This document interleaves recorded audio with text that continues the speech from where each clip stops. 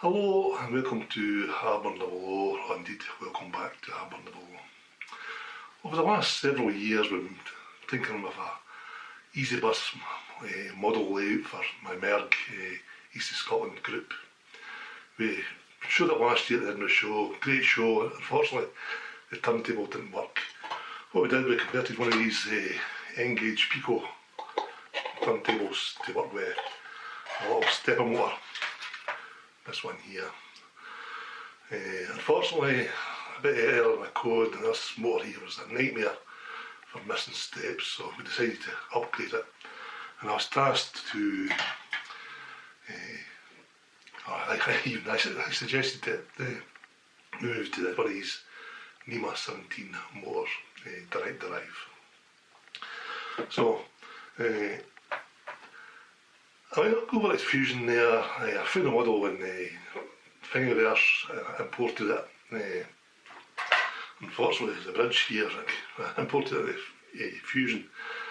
It came out as real size 1.5 metres, so to scale that down.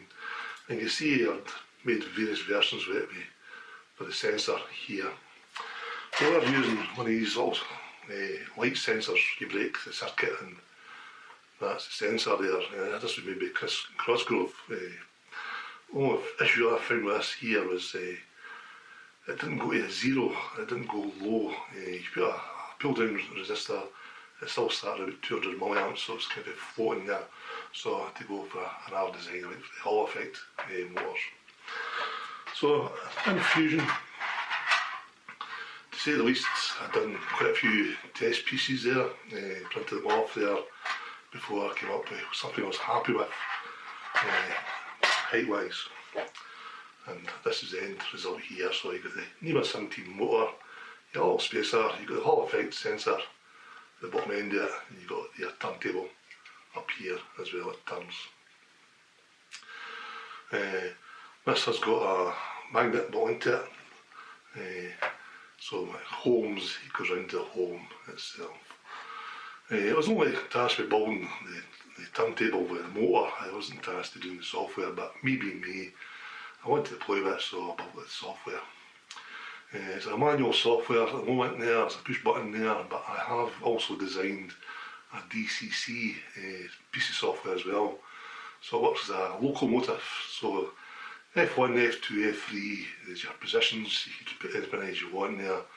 I put in F5, F6 and F7 to move it, then program it to what position you want, and F8 is just the home itself, the DCC version. So if you want a wee copy of the script, just leave me a wee note and I'll send the script over to you for the DCC version. But I'll take you over here to the workbench there and let you see us working at the moment. So this is it here, folks, there. You see the little Hall effect sensor here. It's got a magnet built into the turntable here. You'll see it once I can show you the drawing there. A little home to that point there. So this is the electronics of it. A little arduino. I've got the 5 buttons. One's for home, position 1, position 2, position 3, and rotate 360. Got a little A4 driver. These ones here. Quite cheap, these there. They come in about £2 a piece. These can do up to 1/16th a step. The Nema 17 does 200 steps per revolution. So if you do it 1/16th there, that becomes 3,200 revolutions. If you're wanting something a bit smoother, you can also go for something like this. This is a TCM 2208, this one. And the 8 is £8, how much it costs. Very, very quiet motor this here.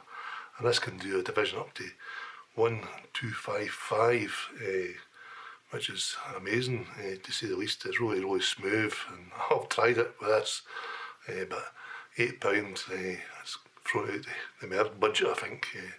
We'll keep the £2 driver. So if I press home button, the magnet's on this side here. I'll go round to the servo there, I'll hit the home part.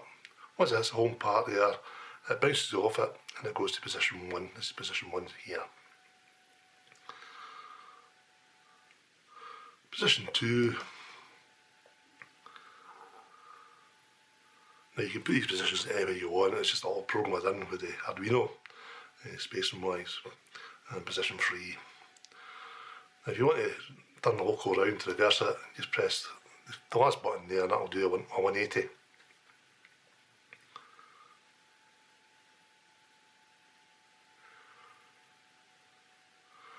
It's not too bad there, folks. If you're at a show there, that noise would not annoy anybody. Speed wise, I've got down the home a bit faster, but the actual movement itself to the position there is done quite slow. I could have done a bit of acceleration and slow down as well using the accelerator stepper in the program, but I didn't bother doing that. I was saying the program is only just to show the table is working. You'll notice I haven't got the tracks in yet. The tracks are glued into this one here, and I still need to use the mechanism from the Pico, these little brass things here for the contacts for the pickup, and I'll take this off. Just what you see, I put the Pico original pickups inside it for the pickup. Now, I've got it enabled, so in the show you can demonstrate, you can turn it around there.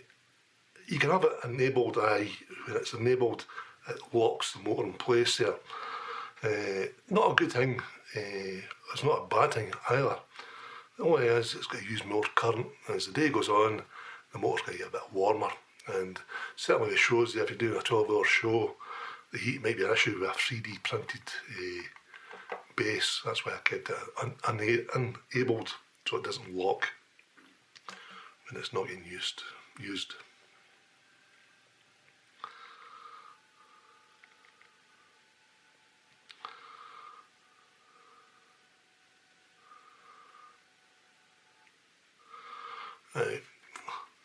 Also with the Merg, because we've got to go from show to show there, and as a little case so we can carry about the place there, folks.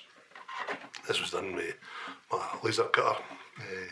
Didn't spend too much time with it, folks. There, a bit of box to stop it getting damaged. This will have to come out the layout for transport because of the thickness of it. You can see it's got a fair bit of depth for our layout. Fits in a transport box, and this would catch the side, I think. Still to try it, we'll see it.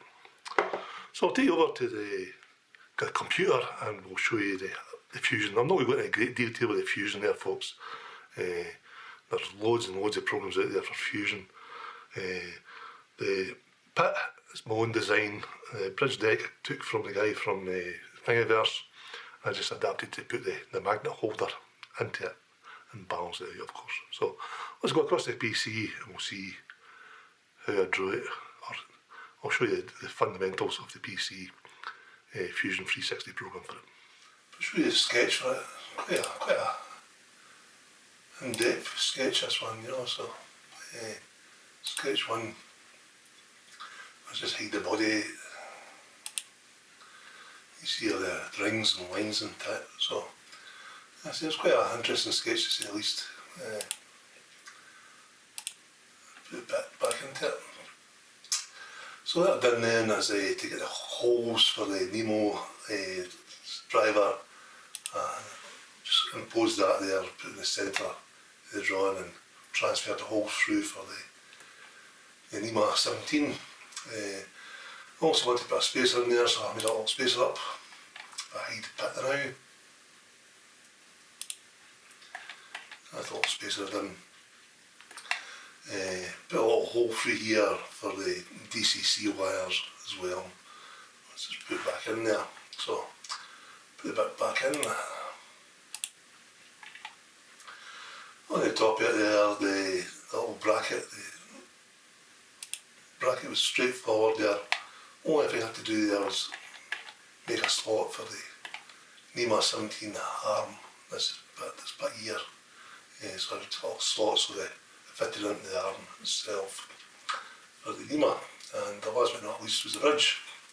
Divide everything else apart from the bridge.